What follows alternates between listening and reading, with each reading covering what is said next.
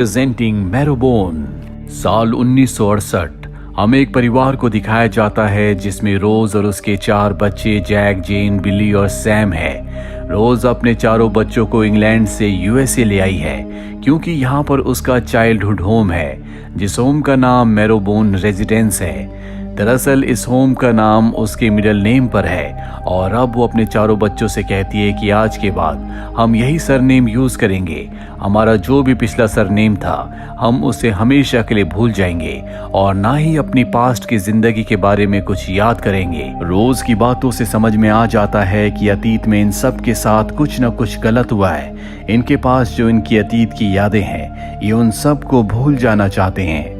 अब इन चारों बच्चों की यहीं एक लोकल लड़की से दोस्ती होती है जिसका नाम एली है। एली ने आसपास की बहुत सी जगह दिखाती है, वो इन्हें बीच पर भी ले जाती है। पर एक दिन रोज की तबीयत बहुत ज्यादा खराब हो जाती है। उसके पास उसका बड़ा बेटा जैक होता है। वो जैक से कहती है कि मुझसे वादा करो कि तुम हमेशा अपने भाई बहनों का ध्यान रखोगे। जैक कहता है कि मैं वादा करता हूँ। इसके बाद एली एक लेटर की तरफ इशारा करती है। जैक उस लेटर को लेने जाता और ठीक उसी वक्त उसकी मॉम रोज की मृत्यु हो जाती है। अब जैक उस लेटर को पढ़ता है जिसमें उसकी मॉम रोज ने लिखा होता है कि जब तक तुम 21 साल के ना हो जाओ मेरी मृत्यु के बारे में कभी किसी को मत बताना। मेरी मृत्यु को एक राज ही रहने देना, क्योंकि यूएसए में एक रूल है, जब तक घर में कोई 21 साल का ना हो जाए वो अपने भाई बहनों का या अपने छोटों का गार्डियन नहीं बन सकता। और क्योंकि इस परिवार में कोई भी 21 साल का नहीं है इसीलिए तुम सबको अलग अलग ऑर्फनेज में भेज दिया जाएगा। दरअसल रोज ऐसा नहीं चाहती थी और अब जब इन चारों को ये बात पता चल चुकी है तो ये एक दूसरे से वादा करते हैं कि ये अपनी मॉम की मृत्यु के बारे में तब तक किसी को कुछ नहीं बताएंगे जब तक जैक 21 साल का नहीं हो जाता। इसके बाद ये अपनी प्रॉपर्टी में अपनी मॉम को दफना देते हैं। कुछ दिन बीत जाते हैं और एक दिन जैक की बहन अपने कमरे में फ्लावर पॉट के अंदर फ्लावर्स लगा रही होती है। तभी उसके कमरे में कोई गोली चलाता है जो शीशा तोड़कर अंदर आ गई होती है। वो बाहर देखती है जहां पर एक आदमी गन लेकर इन्हीं की प्रॉपर्टी इन्हीं के घर की तरफ आ रहा होता है और अब वो अपने भाई जैक को आवाज लगाती है। इसके बाद हमें 6 महीने बाद का वक्त दिखाया जाता है जहां पर ये चारों के चारों भाई बहन इसी घर में रहते हैं। लेकिन जैक का जो छोटा भाई होता है उसे घर के अंदर बहुत डर लगता है। कई बार वो शीशे में अजीब अजीब सी आकृतियां देखता है, इसीलिए इन्होंने घर के सभी शीशों को ढक दिया होता है। अपनी मॉम की मृत्यु की बात छुपाने के लिए तय करते हैं कि जैक ही सिर्फ घर से बाहर जाएगा। जैक घर का सामान लेने बाहर जाता है। कई बार वो जानबूझकर अपनी मॉम की दवाएं भी ले आता है ताकि सबको यकीन हो जाए कि उसकी मॉम जिंदा है, जिनकी तबीयत बहुत ज्यादा खराब है, इसीलिए वो घर से बाहर नहीं आती। अब जैक एक लाइब्रेरी में जाता है जहां पर एली काम करती है। दरअसल अब जैक और एली एक दूसरे को बहुत पसंद करते हैं और एक दिन जैक जब लाइब्रेरी में होता है तभी वहां पर एक लॉयर आता है जो जैक को देखकर कहता है कि तुम्हारी मॉम ने घर को अपने नाम ट्रांसफर करने के लिए एप्लीकेशन दी थी। मैंने सारा प्रोसेस कर लिया है। कल मैं तुम्हारे घर पर आऊंगा। तुम्हें $200 की फीस देनी होगी। साथ ही मुझे तुम्हारी मॉम के सिग्नेचर लेने, जिसके बाद वो घर तुम्हारी मॉम के नाम हो जाएगा। ये सारी बातें सुनने के बाद जैक डर जाता है। दरअसल वो नहीं चाहता कि उसकी मॉम की मृत्यु का राज खुले, इसीलिए वो लॉयर से कहता है कि मैं अपनी मॉम के सिग्नेचर खुद करवा कर ले आऊंगा। उनकी तबीयत बहुत खराब है, वो किसी से नहीं मिल सकती। लेकिन लॉयर कहता है कि मैं घर आकर ही उनके सिग्नेचर लूंगा। ये बात सुनकर जैक परेशान हो जाता है। वो जल्दी से अपने घर आता है जहां पर वो अपने भाई बहनों को सब कुछ बताता है। इनकी सबसे बड़ी परेशानी ये होती है कि इनके पास $200 नहीं है। तभी जैक को उस बॉक्स के बारे में याद आता है जो मरने से पहले उसकी मॉम ने उसे दिया था और कहा था कि इसके अंदर पैसे हैं, पर इन पैसों को कभी इस्तेमाल मत करना क्योंकि ये श्रापित है। और अब जैक और उसके भाई बहनों के पास उस पैसे को इस्तेमाल करने के अलावा कोई दूसरा रास्ता नहीं है। इसीलिए जैक का छोटा भाई बिली उस बॉक्स को लाता है। ये उस बॉक्स को खोल कर देखते हैं जिसमें पैसे होते हैं। अब इनके पास $200 है, पर इन्हें अपनी मॉम के सिग्नेचर भी करने होंगे।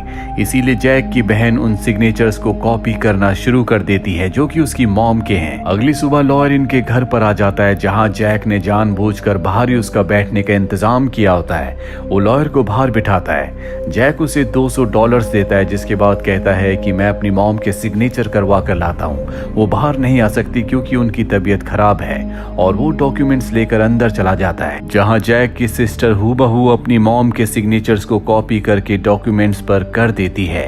लेकिन अब लॉयर भी अंदर आ चुका है। वो देखता है कि घर के सारे शीशे ढके हुए हैं। उसे बहुत अजीब लगता है, जिसके बाद जैक उसे डॉक्यूमेंट्स देता है और जब लॉयर सिग्नेचर चेक करता है तो वो सिग्नेचर हूबहू उसकी मॉम के सिग्नेचर की तरह होते हैं। लॉयर यहाँ से चला जाता है, पर अब उसे कुछ न कुछ शक है, इसीलिए वो एली से मिलने जाता है क्योंकि उसे पता है कि जैक और एली एक दूसरे को पसंद करते हैं। वो एली से पूछता है कि तुम जैक और उसके परिवार को कब से जानती हो।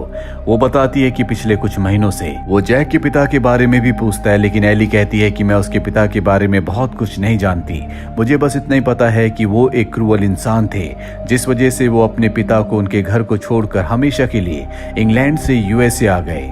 वही हमें घर पर जैक के छोटे भाई को दिखाया जाता है, जिसे घर में कुछ न कुछ साया दिख रहा होता है। वो बहुत ज्यादा डर जाता है। जैक अपने छोटे भाई को विंडो पर ले जाता है, जहां से उसे दूर पहाड़ी पर एली का घर दिखता है। वो एली को एक लाइट जलाकर सिग्नल देता है और उस सिग्नल को एली वहां पर देख लेती है। वो भी टॉर्च जलाकर जैक को सिग्नल देती है। अब अगले दिन एली और जैक मिलते हैं, जहां पर एली जैक से उसके पिता के बारे में पूछती है।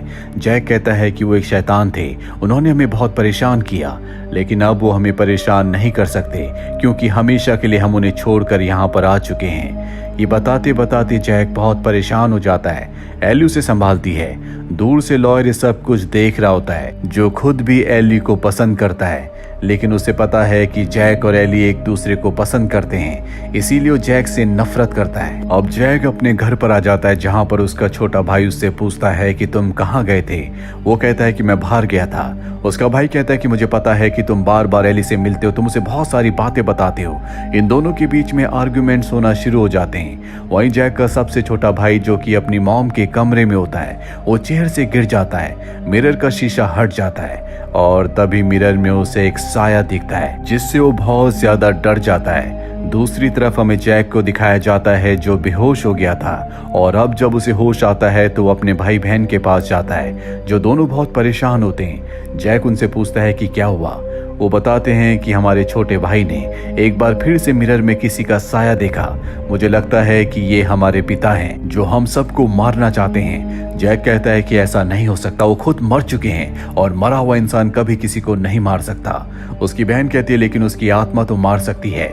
मुझे लगता है कि ये हमारे पिता का घोस्ट है, जो हमारे घर पर है, और अगर हमें इन सब चीजों से छुटकारा चाहिए तो हमें पूरे रिचुअल के साथ उनकी बॉडी को दफनाना होगा। पर जैक साफ साफ मना कर देता है। वो कहता है कि उन्होंने हमें बहुत परेशान किया था, मैं उनकी बॉडी से उनसे कोई मतलब नहीं रखना चाहता। वहीं एली को दिखाया जाता है, जिसके पास लॉयर आता है। वो कहता है कि मुझे एक बहुत बड़ी जॉब का ऑफर मिला है, मैं हमेशा के लिए यहाँ से जा रहा हूँ, मैं चाहता हूँ कि तुम भी मेरे साथ चलो, हम दोनों शादी कर लेंगे। पर एली उसे मना कर देती है क्योंकि वो जैक को पसंद करती है। इसके बाद लॉयर उसे न्यूज़पेपर की कुछ कटिंग्स देता है और कहता है कि जैक के पिता की न्यूज़ है, वो एक शैतान थे जिन्होंने अपने बच्चों को अब्यूज किया था, जिसके बाद उन्हें जेल हो गई थी, पर कुछ वक्त पहले वो जेल से भाग चुके हैं। ये सब जानने के बाद उसे कुछ समझ नहीं आता, क्योंकि जैक ने उसे कहा था कि उसके पिता की मृत्यु हो चुकी है। वहीं हमें जैक के घर पर दिखाया जाता है, जहां उसकी बहन को एटिक से कुछ आवाजें आती हैं और अब वो धीरे धीरे एटिक की तरफ बढ़ना शुरू कर देती है। तभी वहां पर एक रकून आता है, जिसे एटिक से कोई अंदर खींच लेता है, जो देखकर वो डर जाती है। इसका मतलब है कि एटिक के अंदर कोई ना कोई है। वहीं दूसरी तरफ लॉयर को उस फर्म का कॉल आता है, जो उसे जॉब ऑफर कर रही थी। वो कहती है कि अब हमें कोई भी एम्प्लॉय की जरूरत नहीं है, हमें एक पार्टनर की जरूरत है। अगर तुम हमारी कंपनी के पार्टनर बनना चाहते हो तो $5000 में तुम हमारी कंपनी के 10% शेयर्स खरीद के कंपनी के 10% पार्टनर बन सकते हो। ये बात सुनकर लॉयर को बहुत खुशी होती है, लेकिन उसके पास $5000 नहीं है। ये 1968 में एक बहुत बड़ी रकम है। इस वक्त किसी के पास भी $5000 होना बहुत बड़ी बात है। तभी वो देखता है कि जमीन पर न्यूज़पेपर पड़ा है, जिस पर जैक के पिता की न्यूज है, जिस न्यूज में लिखा होता है कि जैक के पिता की प्रॉपर्टी में से 10,000 पाउंड्स गायब थे। और अब लॉयर समझ जाता है कि हो ना हो ये पैसे जैक और उसके परिवार के पास हैं, जो अपने पिता की प्रॉपर्टी से 10,000 पाउंड चुरा कर ले आए थे। वो जैक से मिलता और उसे ब्लैकमेल करता है। वो कहता है कि मुझे पता है कि वो पैसे तुम तुम्हारे पास हैं, उसमें से $5,000 मुझे दे दो, मैं किसी को कुछ नहीं बताऊंगा। जैक ये बातें सुनकर परेशान हो जाता है। दरअसल जो बॉक्स उसकी मॉम ने दिया था और कहा था कि ये श्रापित बॉक्स है, उस बॉक्स के अंदर वही 10,000 पाउंड्स थे जो ये अपने पिता के घर से ले आए थे। दरअसल जैक के पिता एक हैवान थे जिन्होंने अपनी ही बेटी के साथ जबरदस्ती की। जैक ने जज के सामने गवाही दी, जिसके बाद उसके पिता को जेल हो गई और उसके पिता हमेशा अपने बच्चों से बदला लेना चाहते थे। और अब जैक ने उस बॉक्स को, जिसके अंदर उस श्रापित पैसे हैं, उसे चिमनी के अंदर डाल दिया था, क्योंकि जब से उसने उस बॉक्स के अंदर से $200 इस्तेमाल किए थे तब से उसकी जिंदगी में सब कुछ खराब हो रहा होता है। जैक का भाई ये जान जाता है और वो उस चिमनी के अंदर जाता है, जो कि एटिक का एक दूसरा रास्ता है। वो एटिक के अंदर पहुंच जाता है जहां उसे वो श्रापित पैसों वाला बॉक्स मिल जाता है, पर तभी एक आदमी उसके ऊपर हमला करता है। किसी तरह से जैक का भाई अपनी जान बचाकर वहां से बाहर निकल कर आ जाता है। वहीं हमें जैक को दिखाया जाता है जो बेहोश होता है। जब उसे होश आता है तो उसके सामने उसका भाई आता है जो कि घायल है। वो कहता है कि एटिक में हमारे पिता भी जिंदा हैं, वो किसी तरह से सरवाइव कर गए। उन्होंने वहां पर बारिश का पानी पिया, साथ ही चूहों और रकून को खाया, जिस वजह से वो अपनी जान बचाने में कामयाब हो गए। ये सारी बातें जानकर जैक बहुत परेशान हो जाता है। रात को एक बार फिर से वो टॉर्च से एली को इशारा करता है। दरअसल ये इशारा होता है कि अगले दिन ये खास जगह में मिलेंगे जहां पर ये हमेशा मिलते हैं। एली उस जगह पर आ जाती है, लेकिन वहां पर जैक नहीं होता। वहां पर उसे एक डायरी मिलती है जो कि जैक की होती है। जैक ने इसमें अपनी राइटिंग में बहुत कुछ लिखा होता है और अब यहाँ पर एली को पता चलता है कि जैक के पिता एक शैतान थे जो उन पर बहुत जुल्म किया करते थे। उन्होंने अपनी बेटी के साथ गलत काम किया और जैक ने जज के सामने गवाही दी, जिसके बाद उसके पिता को जेल हो गई। ये सब अपने पिता से बहुत डरते थे क्योंकि वो साइको थे, इसीलिए सब के सब इंग्लैंड से यूएसए आ गए। पर एक दिन उसके पिता जेल से भाग गए और जेल से भागने के बाद वो अपने परिवार को, यानी कि अपनी पत्नी और बच्चों को ढूंढकर मारना चाहते थे। पर तब तक जैक की मॉम की मृत्यु हो गई थी। आपको पल याद होगा जब जैक की बहन फ्लावर पॉट के अंदर फ्लावर्स लगा रही थी और तभी किसी ने उसके कमरे में गोली चलाई थी, जिसके बाद उसने जैक को आवाज लगाई थी।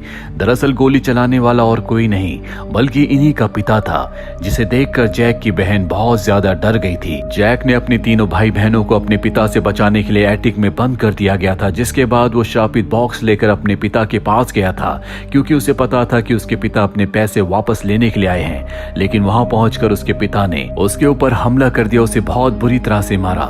जैक कहता है कि मेरे भाई बहनों को कुछ मत करना, पर उसके पिता एक शैतान है। वो जैक को ऊपर से नीचे फेंक देते हैं, जिससे वो बेहोश हो जाता है। कुछ देर के बाद जैक को जब होश आता है तो वो एटिक में अपने भाई बहनों को देखने के लिए जाता है, पर तब तक उसके पिता ने अपने तीनों बच्चों को मार दिया था। ये सदमा जैक बर्दाश्त नहीं कर पाता, वो इस रियलिटी को एक्सेप्ट करने के लिए तैयार ही नहीं होता और इतने बड़े हादसे के बाद उसे मल्टीपल पर्सनैलिटी डिसऑर्डर हो जाता है, जिस वजह से वो अपने भाई बहनों को अपनी आंखों के आगे देखना शुरू कर देता है। साथ ही वो उनकी आवाजें भी निकालने लगता है। वो खुद ही सवाल पूछता है और खुद ही अपने भाई बहनों की आवाज में जवाब देता है। इसीलिए उसने घर के सभी शीशों को कवर कर दिया था, क्योंकि जब वो अपने भाई बहनों की आवाज में जवाब देता था उस वक्त वो अगर अपने आप को शीशे में देख लेता तो उसका पूरा भ्रम टूट जाता।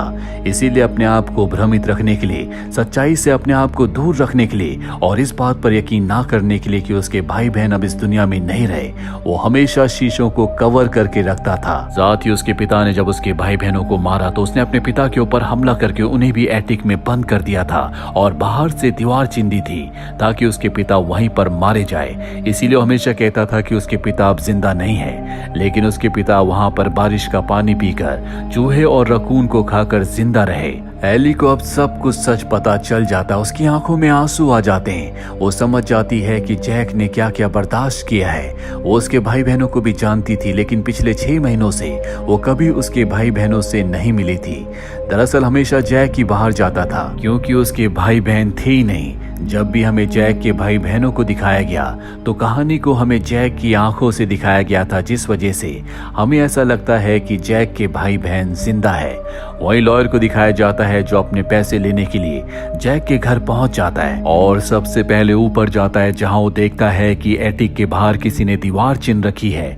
उसे लगता है कि एटिक के अंदर जैक और उसके परिवार ने 10,000 पाउंड छुपा रखे हैं जो वो अपने पिता के घर से उठाकर ले आए थे और अब वो उस दीवार को तोड़कर अंदर जाता है। और अंदर जाने के बाद उसकी आंखें फटी की फटी रह जाती है, क्योंकि वहां पर जैक के तीनों भाई बहनों की डेड बॉडीज होती हैं, जो देखकर वो हैरान रह जाता, उसे कुछ समझ नहीं आता।